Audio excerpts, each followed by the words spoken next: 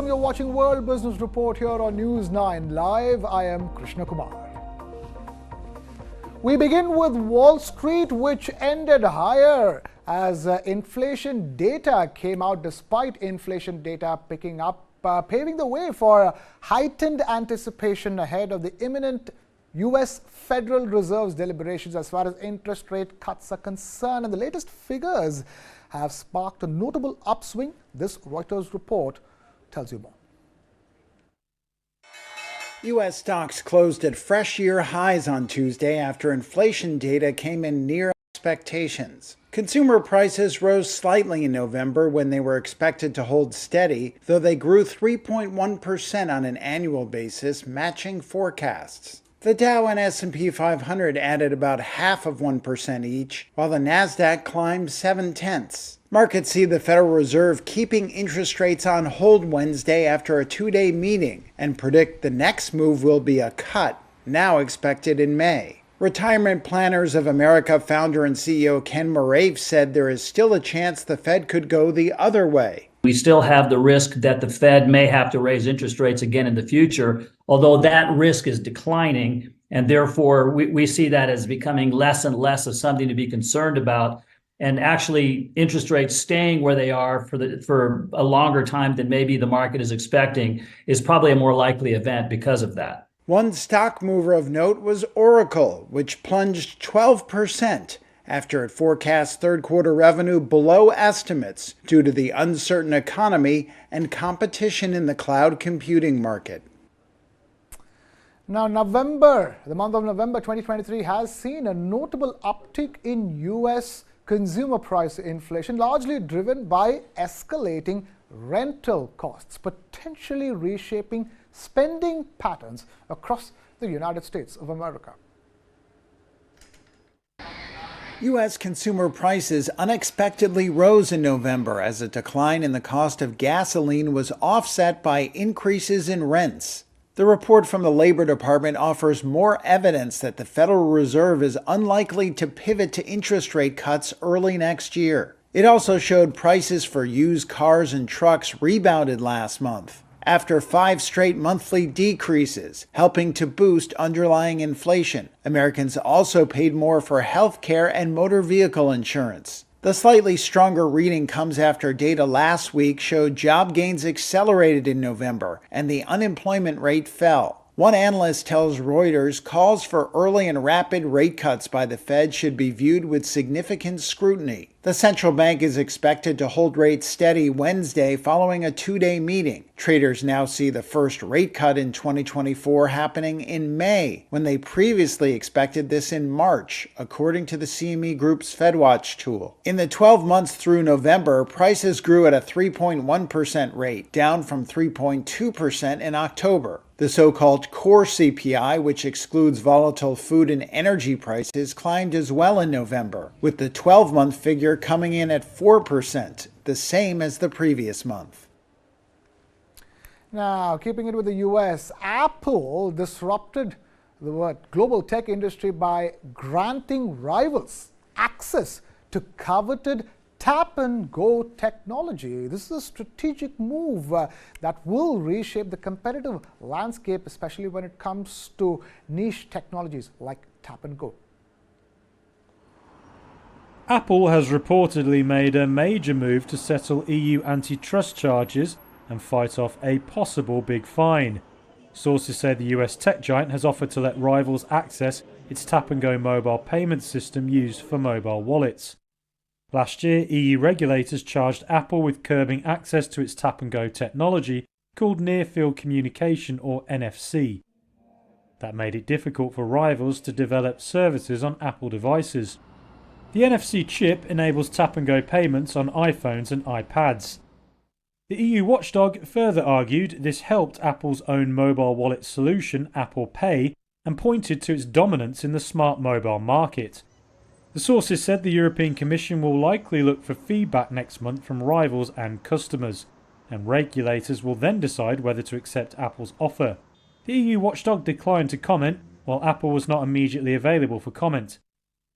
Apple Pay is used by more than 2,500 banks in Europe. Apple also faces a second charge of stopping Spotify and other music streaming sites from informing users of other buying options outside its App Store. The Commission is expected to issue a decision next year. Companies risk fines of up to 10% of their global annual turnover if found guilty of breaching EU antitrust rules. Now, Unilever is now facing some intense scrutiny amidst allegations of greenwashing, with authorities probing the global FMCG conglomerate's environmental claims and sparking debates on corporate accountability. The maker of Dove soap faces a probe over possible greenwashing. Household goods giant Unilever is under investigation by watchdogs in the UK. The Competition and Markets Authority says it wants to make sure shoppers aren't being misled. It says the move comes after an initial review uncovered concerns that the firm could be overstating how green some products are. Unilever said it was surprised and disappointed by the news. It denied all suggestion that it had made misleading claims and said it would cooperate fully with the probe. Shares in the firm fell in early trades on Tuesday. The CMA has been stepping up scrutiny of companies which make green claims. In January, it launched a wider probe, joining regulators in the US and Europe in cracking down on greenwashing. The watchdog says it has not yet launched official investigations into any other companies. It says possible outcomes of the Unilever probe include requiring operational changes or even taking the company to court.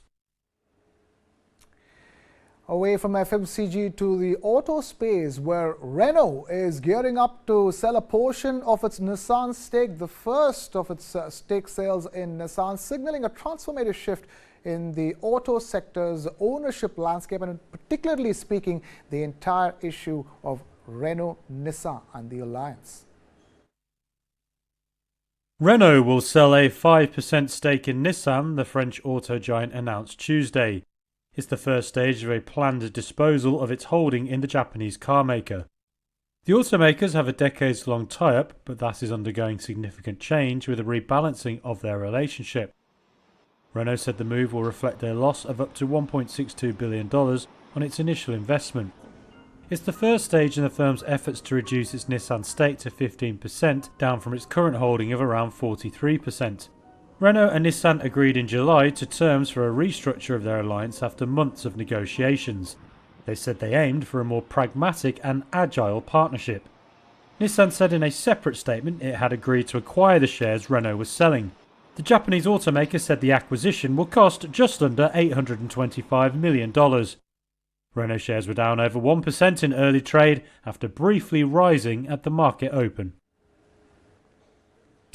Now, in a significant victory, the makers of Fortnite, the world-famous video game, have triumphed in a legal battle against Google's App Store and the App Store's policies. Take a look at this special report. The maker of the Fortnite video game has won a big battle with Google. Epic Games says the search giant's App Store has operated as an illegal monopoly. It took the firm to court over the matter. On Monday, Epic said a jury had found in its favour on all counts. The California court will now begin work on what remedies to order in January. Google immediately said it would appeal. It denies all wrongdoing, saying its rivalry with Apple's App Store requires it to compete intensely on price and quality. The lawsuit accused it of taking steps to crush competitors and said it charged excessive fees of up to 30% to app developers. Now the ruling marks a stunning defeat for Google and could upend the entire app economy. Legal experts say it could give developers much more say over how their products are distributed and how they profit off them.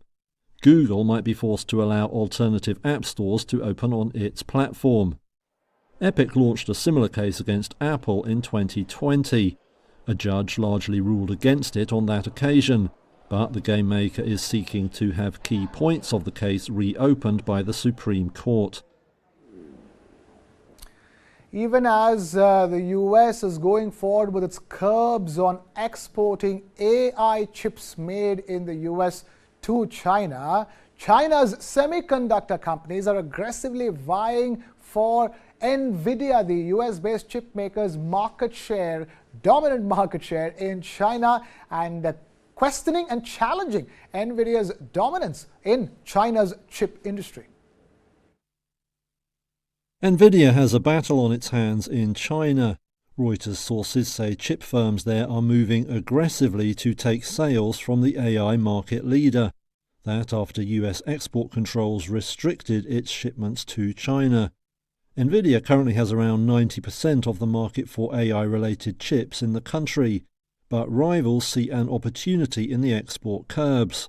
Right now, Huawei is seen as the biggest challenger. Its latest chips are competitive on at least some metrics. Chinese search giant Baidu has reportedly placed a big order for processors from the firm. Gaming company Tencent is making its move too. It's been pushing services that use an AI chip it developed with startup Enflame. The silicon is said to offer performance comparable to some Nvidia products. Tencent is reportedly touting it as a cheaper option for things like image and speech recognition. There is also competition from a host of smaller players like state-backed Hygon Information Technology. Speaking last week, Nvidia chief Jensen Huang acknowledged the challenge and called Huawei a formidable rival. But analysts say the would-be competitors could struggle with production even if they can win sales. That's due to how US curbs make it hard for big chip foundries like Taiwan's TSMC to work with Chinese firms. Even so, some industry experts think Washington's export controls could backfire. One analyst told Reuters that, far from being hobbled, Chinese firms were just being spurred to redouble their chip development efforts. Now, if you're one of those who once upon a time was keen on migrating to Canada, you might have noticed that all that euphoria, the positivity and the expectations about moving to Canada has slowly been going down, especially amongst Indians. And that's in congruence with what's happening with migrants in Canada. Canada is grappling with a big surge in departures of immigrants who've just entered the country, leaving in just a matter of couple of years, and that's because of soaring living costs in Canada that is creating huge financial pressures, especially for new immigrants into the country, and it has prompted many of them to reconsider their choice of moving to Canada itself. This special report tells you all about the problems that new immigrants are facing in Canada. Give me about half an hour, all right? Okay, bye. I'm worried about the retirement as I get older because the living cost is extremely high in Canada right now. I'm looking at the exploring the opportunities to retire in other countries. You know, it's preferably somewhere in Asia, or a lot of people I know also retired in South America as well. I feel that as soon as it is no longer necessary for me to stay here, I'd prefer to go maybe to Southeast Asia, where I'm doing research for my thesis in political science. Outward migration, or onward migration is what it's called, has been increasing slowly for decades, but has really spiked in recent years. 2017, 18, 19, we see surges 30, 40% above the historical average. That was before the pandemic, that was before interest rate rises, so we can only speculate that what's happening now is even worse than that. Clearly, Canada is not the quite promised land that it once was for immigrants. A huge spike as far as migrants moving out of Canada is concerned. But we will move away from that story and on to some stories that are in tune with this season. 'Tis Christmas season, and a world-famous pianist from the US is weaving together the worlds of both pop and classical music in a captivating Christmas record, offering a harmonious blend of genres that can make you feel all the more special in this special season. Take a look at this Pianist. I wanted to create something for everyone because I know the holidays aren't always happy for everyone.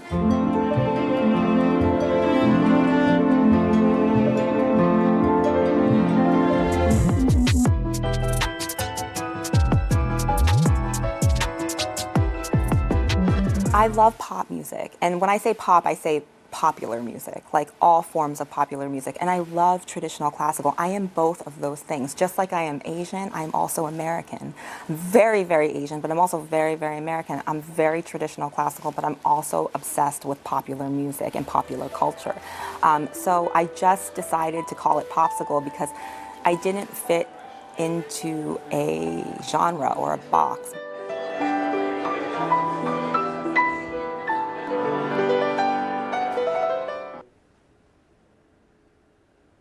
And with that, we take a very short breather here on World Business Report. We'll be back with lots more stories from across the world in just a jiffy. Don't go anywhere.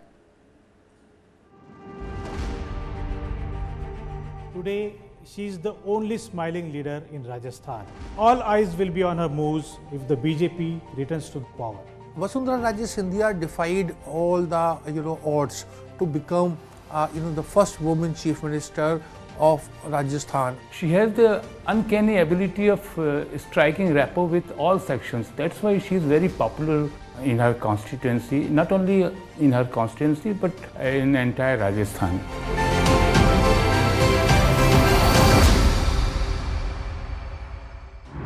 This and more, streaming on world's first news OTT, News9 Plus. Download now.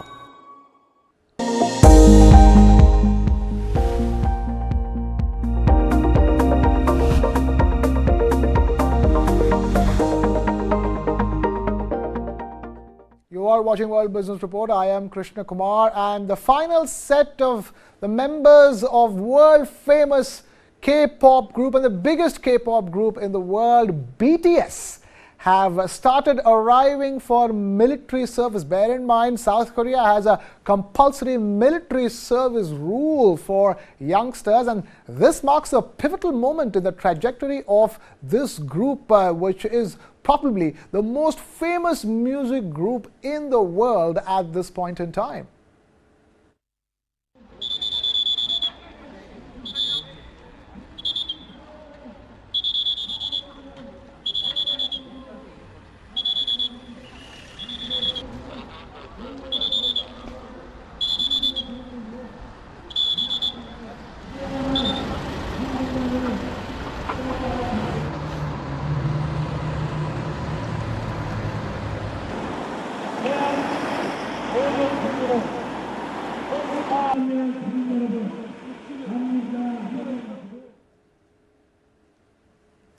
Right, that's as far as the BTS band members arriving for their mandatory military service in South Korea. But keeping it with Korea, but taking it to America, an American film about Korean immigrants called Past Lives has garnered 5 nominations at the upcoming Golden Globe Awards. And the star of that movie, Past Lives, Greta Lee, has expressed joy as she celebrates her Golden Globe nomination, a crowning achievement in her own burgeoning career. Take a look at her thoughts on being nominated for the Globes.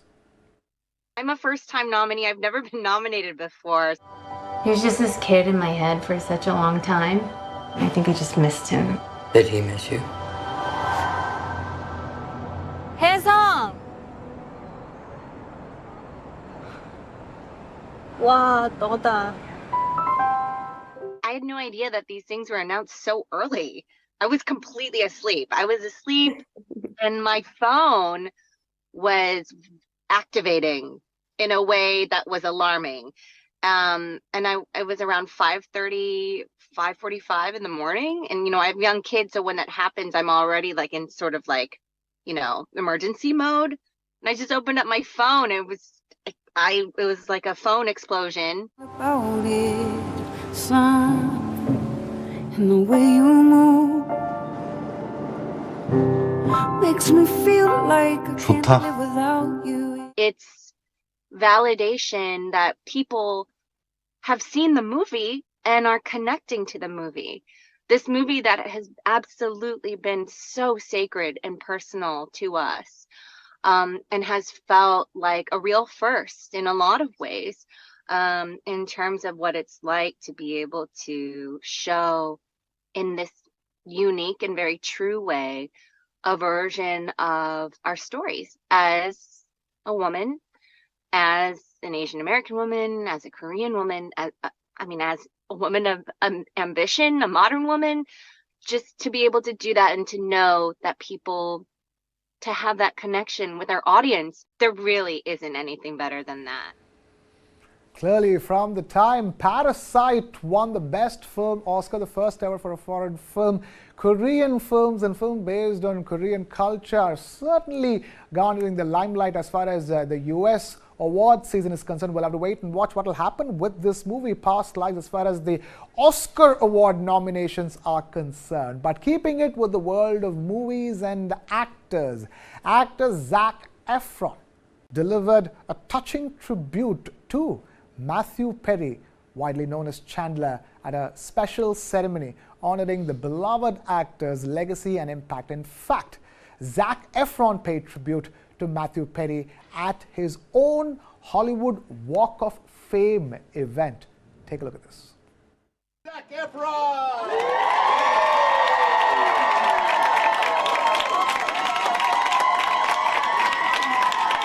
I really also want to mention someone that's not here today, and that's Matthew Perry, who was so kind and generous with me while we worked on 17 again. Collaborating with him in Burst Years was so much fun, and it really did propel me and motivate me in so many ways. It really pushed me into the next chapter of my career, and for that, thank you so much, Matthew. I've been acting and singing and dancing for as long as I can remember, since I was a little boy, but never in my wildest dreams did I imagine I'd be standing here today.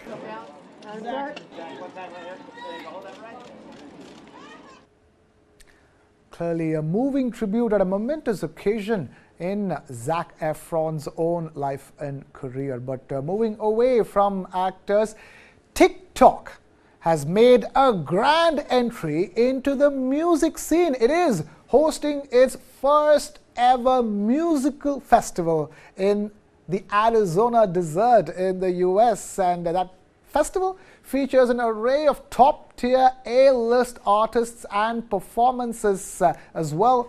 Take a look.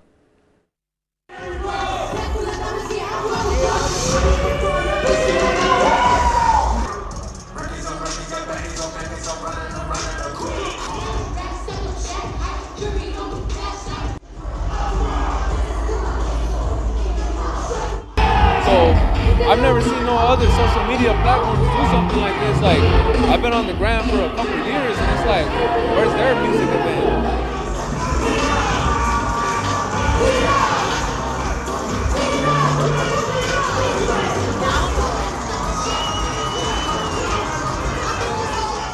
$32 to see some of the world's top artists.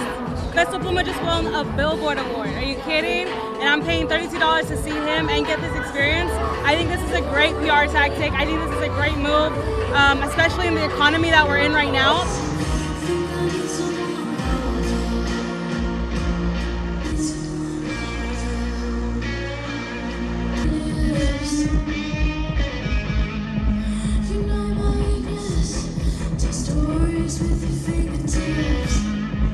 I started posting in like 2020, and I posted so much, like I abused the app, and nothing really happened up until I teased my song called Haunted for like the 5th time, and then for whatever reason the 5th video worked, and then I think things just kind of started on TikTok from there. But I think that it's such a valuable thing for artists because it enables you to just be able to instantly have a career and not have to build it up over years and years and years and years.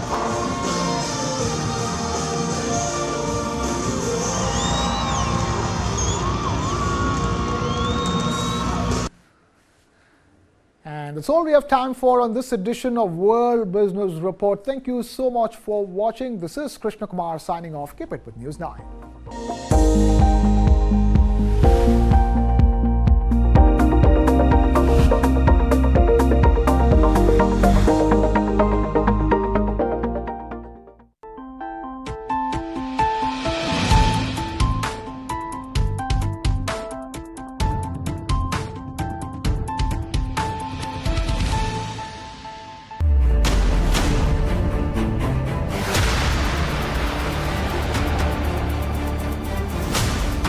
BrahMos. Stealthy, lethal, precise. It flies at 3 times the speed of sound and cuts through a warship like a hot knife through butter.